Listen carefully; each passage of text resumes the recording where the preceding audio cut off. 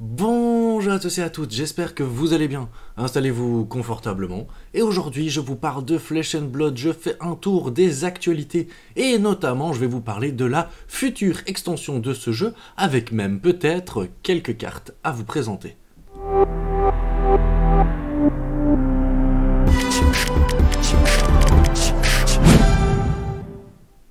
Nous voilà, on va partir, on va parcourir les différents articles et avec ceci, eh bien, je vais pouvoir vous faire quelques petites présentations Flesh and Blood. Vous connaissez, normalement, si vous ne connaissez pas, allez voir d'autres vidéos qui vous présentent ce jeu. Ici, je vais vous présenter un petit peu les actus. Et on commence avec la saison des skirmishes, je n'en avais pas parlé, la méta, l'analyse un petit peu de ce qu'il se passe. Et bien, ce qui se passe très simplement dans les skirmishes, c'est que Islander, notre ami Islander, eh bien, était très représenté, avec ensuite un Holdim Kano, et puis après on avait du Dash, du Chain, du Kassai, du Prism, du Reinhardt, et donc que vous pouvez tout de suite comprendre quand je vous dis ça, et bien c'est simplement que vous avez énormément de héros représentés, et ça c'est ce qui fait vraiment une des grandes qualités de Flesh and Blood, c'est sa capacité à proposer de la diversité et qui va mettre en avant non pas un héros qui est trop puissant, mais plutôt votre capacité à améliorer, pas améliorer du tout, mais à plutôt bien accompagner votre héros et bien savoir le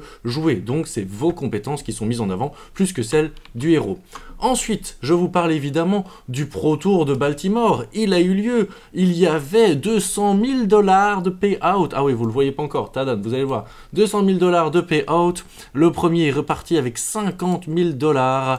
Et je vous le donne en 1000. Qui est-ce qui a gagné? Attention, attention, vous allez pouvoir voir ça. Et on va pouvoir regarder ici. C'est Michael Fenk. Et c'est pas quelqu'un qui est inconnu au milieu professionnel de Flesh and Blood. Donc déjà, ça veut dire deux choses. Ça veut dire que quand vous êtes un grand joueur de Flesh and Blood, eh bien il y a des grandes chances que vous arriviez à faire des bons résultats. Donc ça c'est extrêmement rassurant. On voit Michael Fenk, mais on voit aussi Matthew Fulks, qui sont vraiment, qui est aussi quelqu'un qui est très très connu. C'est pas pour ça que les autres sont moins connus, mais c'est deux personnalités de Flesh and Blood et notamment au niveau compétitif qui sont très connus et du coup qui arrivent encore à faire des énormes résultats face à un pool de joueurs très grandissant. On peut voir qu'il a gagné avec Holdim, qu'il affrontait un autre personnage, mais on avait aussi Azalea, on avait aussi Lexi, on avait Dromai, l'autre personnage. Donc on avait quand même différents personnages, différents héros représentés lors du top 8. 1, 2, 3, 4, 5, 6, 7, 8. On avait donc 1, 2, 3, 4...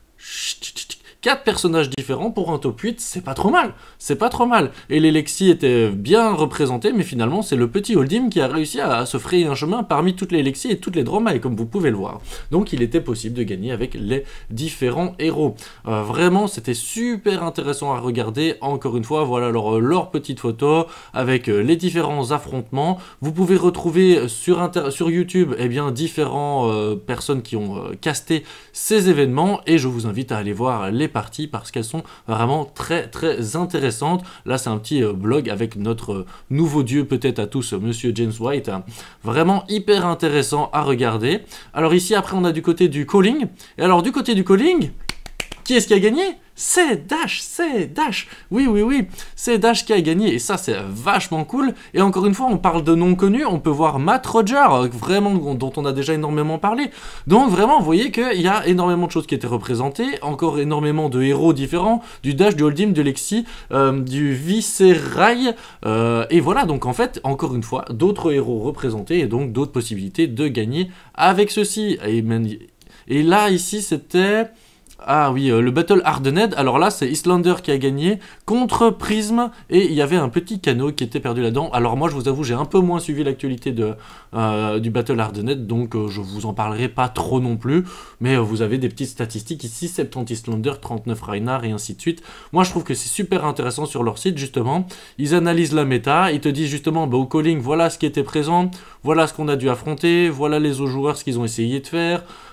Ils vous montrent un petit peu justement les rencontres avec les pros qui vous ont donné leurs avis, les cartes qu'ils ont préférées. Franchement c'est super bien fait et ça donne envie de s'intéresser au jeu au niveau professionnel. Encore une fois, si vous aimez pas au niveau professionnel ce jeu, c'est pas grave, vous pouvez vous amuser juste à jouer en casual, mais clairement il est quand même tourné autour du fait d'aller un peu plus en profondeur et d'affronter des gens. Ah oui, il y avait un concours de cosplay aussi. Bref, c'était quand même, on va dire, un peu la grande cérémonie. C'est pour ça que c'est important pour moi de vous en parler en vidéo, pour que vous ayez un petit retour de cette grande cérémonie de Flesh Flesh and Blood, et tous les Pro Tours, tous les gros événements, les callings, etc., c'est toujours l'occasion de faire des rencontres avec des gens. Alors évidemment ici c'est en Amérique, mais clairement il y a aussi des événements qui arrivent ici bientôt.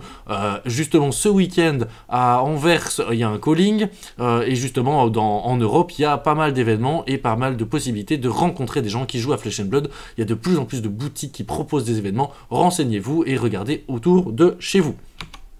Ensuite, il y a eu des annonces pour les bannissements. C'est toujours intéressant de voir un petit peu ce qui se passe, parce que quand il faut bannir des cartes, ça veut dire que le jeu il n'est pas extrêmement équilibré. C'est pas méchamment que je veux dire ça, et je fais des énormes raccourcis, attention, warning, m'insultez pas dans les commentaires parce que j'ai dit ça. Mais ce que je veux dire, c'est que ça paraîtra logique. Plus on doit bannir de cartes, plus c'est compliqué. Et ici, en classique construit, vous voyez, aucun changement n'a été effectué. Ils expliquent qu'ils continuent à observer, etc., mais qu'ils sont plutôt satisfaits de comment fonctionne la situation, et ils présentent bien l'explication. Ils expliquent bien, ben voilà, Lexi paraissait le deck à battre, mais au final, elle représentait pas autant de héros présents que ce qu'on pensait. En plus de ça, bah oui, elle est dans les top 8, mais d'autres prédateurs peuvent s'en occuper, et donc au final, ce système, on va dire, de pierre, feuille, ciseaux étendu fonctionne très très bien.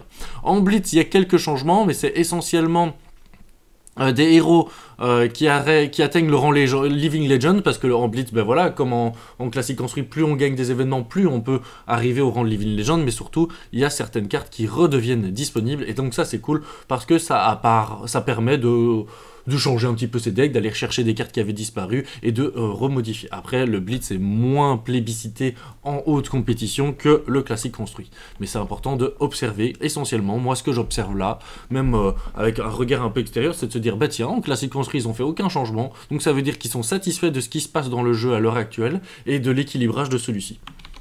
Ensuite, boum, là, je vous spoil un petit peu, on rentre dans la présentation un petit peu. Je vais vous présenter l'extension de Steel Town, et pour ça il faut que je fasse quelque chose comme ceci, tadam, parce qu'on a eu droit carrément à une vidéo de présentation de cette nouvelle extension.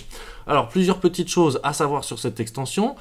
Cette extension, c'est une extension que j'appellerais complémentaire, et vous voyez, regardez-moi qui est en train d'apparaître là, mais oui, c'est notre prisme national qui avait disparu.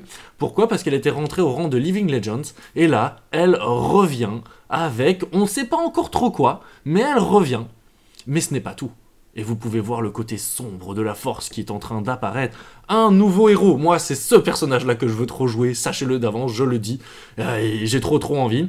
Vincent. Et vous pouvez voir un Runeblade Hero. Donc voilà, vous avez les dates en plus de release. Vous avez les previews qui vont commencer à apparaître. Et vous êtes invité à aller sur le site. Mais je voulais vous présenter un petit peu ça. Et maintenant, on va parler des cartes, on va parler des personnages, on va parler un petit peu de tout ça.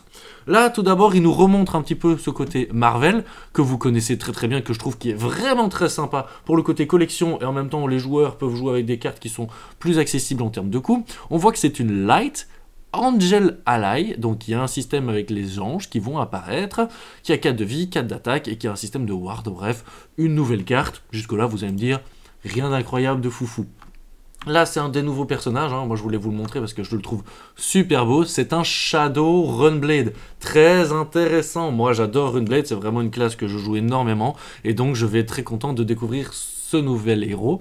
Mais ensuite, qu'est-ce que je dois vous montrer? Évidemment, c'est Prism. Prism qui revient, et c'est pour moi l'occasion de m'arrêter un petit peu sur le fait qu'ils avaient toujours dit, et ça je trouve ça vraiment bien qu'ils l'appliquent, c'est que en fait quand il y a des héros qui vont rentrer au rang de Living Legend, c'est pas pour ça qu'ils vont jamais plus revenir et que vous pourrez plus jamais les jouer et que vos cartes elles sont foutues. Déjà vos cartes, vous pouvez toutes les génériques vous les mettez où vous voulez. Les cartes par exemple Light Illusionniste ou Light et Illusionniste, vous pouvez les jouer avec d'autres héros que Prism, d'autres héros à Light ou d'autres héros illusionnistes dans le futur. Mais en plus de ça, ils avaient dit, nous on retravaillera les personnages et ils reviendront sous d'autres formes. Et donc là, on a la preuve, l'exemple, que voilà, Prism, elle va revenir sous une autre forme. On a déjà pu voir dans la preview qu'il n'y avait que 16 points de vie en Blitz, et peut-être que son effet a un petit peu changé, en gros a été rééquilibré, pour permettre à tous les joueurs de Prism de la rejouer, mais à un niveau plus équilibré, vu qu'elle était arrivée au rang Living Legend, donc elle avait quand même réussi à truster énormément de compétitions et à aller gagner. Voilà un petit peu les informations qu'on a. Maintenant, on va pas regarder ça tout de suite. Aussi, on va regarder ça maintenant. C'est justement le product sheet avec les différentes informations, et notamment les informations de quand est-ce que ça arrive. On peut voir les petits personnages. Moi, ce qui m'intéresse toujours, c'est cette partie-là. Parce que cette partie-là, c'est la partie la plus intéressante. 236 nouveaux cartes, 10 cartes par paquet. Donc, on voit bien que c'est plutôt un paquet complémentaire. Il y aura des call foils, des rares ou supérieurs. Il y aura 7 communes par rare, une fable, 8 légendaires, 56 majestic. Donc, franchement, c'est devenu la base et c'est devenu extrêmement régulier comment fonctionne Flesh and Blood maintenant. Et du coup, c'est plutôt assez rassurant. On sait anticiper un petit peu comment les choses vont fonctionner. Hyper intéressant pour vous les amis francophones qui regardez cette vidéo, tadam, on peut voir que ce sera en français, et donc vous avez déjà les barcodes, vous aurez des packs, des displays et des cases, donc c'est possible d'acheter ce jeu en français si vous le souhaitez, même si en anglais aussi il est très facilement jouable. Autre chose que je voulais vous montrer, parce que je vous ai dit que j'avais peut-être des petites cartes là, des petites cartes à vous montrer, et bien justement, ils ont annoncé le prochain Armory Kit, et il y avait une manière d'aller trouver ces petites cartes là pour qu'elles soient un peu plus jolies et qu'on puisse les analyser ensemble, et c'est ce qu'on va faire pour terminer tout doucement cette vidéo d'actualité. Alors oui, d'abord il y avait le poster, parce que je me suis dit je vais vous montrer le petit poster très sympathique qui donne envie d'aller y jouer. Première carte, c'est la carte qu'on va analyser. C'est une carte spécialement pour Vincett, donc le nouveau Shadowrun Blade. C'est une arme à une main, elle fait un petit dégât. Mais vous voyez, ce qui est marqué qui est intéressant, c'est qu'une fois par tour, vous pouvez payer 1 de vie pour attaquer. Alors que d'habitude, c'est toujours du pitch. Là, on a un personnage qui va, à mon avis, et je peux me tromper, mais se jouer autour du fait de justement perdre des points de vie pour pouvoir déclencher des choses. Ici, il va pouvoir perdre un point de vie pour attaquer. Attaquer pour 1, c'est pas incroyable. Mais quand cette arme va toucher, eh bien tu vas pouvoir créer un rune shunt. Donc clairement ça nous dit, je suis un héros Shadowrun Blade qui va jouer autour de la création des rune shunts et autour du fait de pouvoir perdre des points de vie pour attaquer. Ça me fait penser un peu à un Shane. Et pourquoi est-ce que je vous dis, je pense un petit peu à un Shane? C'est pour la carte suivante. La carte suivante qui est Phantom Banshee. Alors elle existe en rouge, jaune et bleu évidemment. Elle coûte 3. Je m'arrête d'abord sur Blood Debt, parce que c'est pour ça que ça me fait penser à Shane. Quand cette carte est dans ta zone bannie, tu perds 1 point de vie à la fin de ton tour. Donc, peut-être que le personnage Vincett fonctionne un peu avec un système de pouvoir envoyer des cartes dans sa zone bannie, ou prendre des risques, parce que typiquement les cartes Blood Debt, je me souviens qu'elles n'étaient pas hyper faciles à jouer. Et là, on a un nouveau mot-clé, qui est hyper cool et hyper intéressant pour moi, Runegate. Si tu contrôles des rune chants, qui seraient égaux ou supérieurs au coût, donc égal ou supérieur à 3 ici en l'occurrence, de cette carte, tu vas pouvoir jouer cette carte depuis ta banish zone sans en payer le coût. Et ça me parle énormément. Et je trouve que là, par exemple, on voit qu'elle coûte 3, mais c'est une 7 d'attaque. Et donc, elle peut être vachement puissante, où tu t'arranges, je ne sais pas trop par quelle manière, de arriver à envoyer cette... Sans doute que tu vas jouer des cartes qui vont créer des runes champs, et peut-être envoyer les 3 premières cartes de ton paquet dans ta bannie jaune. Invente un truc n'importe quoi, où tu crées une carte et elle dit défausse une carte de ta main et mets-la dans ta zone bannie. Bref, tu t'arranges pour aller mettre cette carte dans une zone bannie, je suis sûr qu'il y aura des actions autour de ça. Et puis une fois qu'elle est dans ta bannie jaune, tu as créé des runes shunt, et hop, tu peux la jouer gratuitement et t'attaques pour 7. Vraiment, ça m'a énormément intéressé, et j'espère que vous, ça peut aussi peut-être vous intéresser. Dites-moi si c'est peut-être un héros que vous auriez envie de jouer. Ensuite, je voulais vous montrer, ça c'est un playmat, ce que vous voyez là. C'est un des playmats à pouvoir gagner à la saison 10, et ça c'est le deuxième playmat. Donc vous avez vraiment pour tous les goûts et pour tous les styles. Et voilà, je vous ai fait une petite présentation de Flesh and Blood, le tour de l'actualité autour de ce jeu qui est quand même incroyable, hein. Clairement, ça, il n'y a rien à faire. Je vous conseille vraiment de vous intéresser à ce jeu si jamais ce n'était pas le cas. N'hésitez pas à me mettre dans les commentaires un petit peu ce qui vous intéresse le plus dans les actualités. N'hésitez pas non plus à me partager des choses, des actualités que j'aurais peut-être ratées, des liens vers différents articles peut-être plus intéressants. Moi, je suis toujours heureux de discuter de ce jeu et de plein d'autres jeux de cartes avec vous. Sur ces belles paroles, eh bien, il ne me reste plus qu'à vous souhaiter d'éliminer rapidement votre héros adverse, et à vous de décider lequel vous avez envie de jouer. Bisous, bye bye.